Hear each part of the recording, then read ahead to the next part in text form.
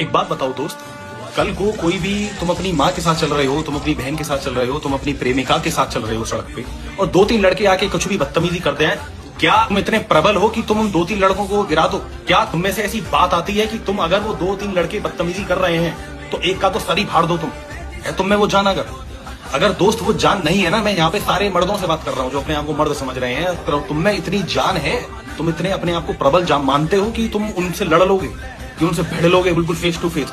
तुम में इतना जिगरा है? अगर दोस्त नहीं जिगरा है ना, और अगर नहीं कॉन्फिडेंस आता है कि भाई मेरे से दो तीन लड़के अगर आ भी जाएं तो मैं पिट जाऊंगा या ये जो कर लूंगा, तो मेरे दोस्त जिम और ग्राउंड पे कूदना शुरू कर दे, अपनी बिल्ड अपनी फिजिक पे ध्यान दे।